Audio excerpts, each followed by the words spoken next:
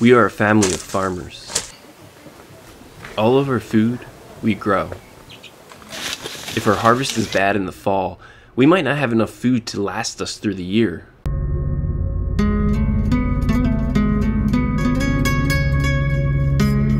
My name is Pedro Brito Brito. My wife, Jacinta, and I have 7 children. Our family used to have plenty of land for growing crops. This was when we lived in Rio Azul, in the western highlands of Guatemala. But during Guatemala's civil war, we were forced to leave it all behind. It was a time of great unrest.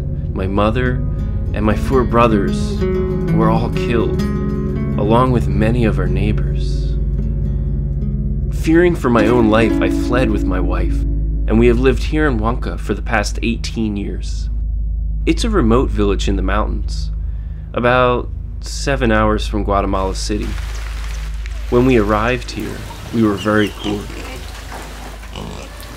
We still don't have much, including land, but we make use of everything we do have. Corn is our most important crop, because we can store it and eat it throughout the year. We use a lot of our money to rent a nearby field for our corn. This doesn't leave us with enough money to send our children to school, so they help us with the day-to-day work. When our children were young, there was a USAID development program in our area. We learned about nutrition, hygiene, and how to improve our farming. Without American help, we would not have survived those critical years. Our challenge now is to have enough food all year round.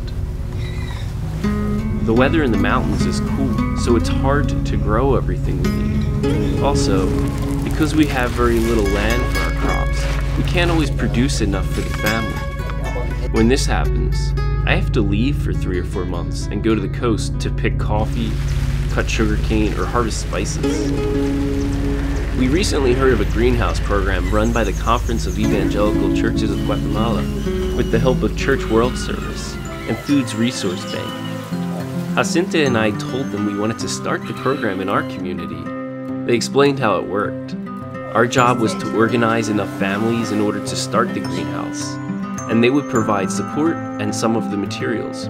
So we organized 4 other families, we provided additional materials, and we built the greenhouse. Each family shares in caring for it and harvesting what we grow. In the greenhouse, we can now grow plants all year round.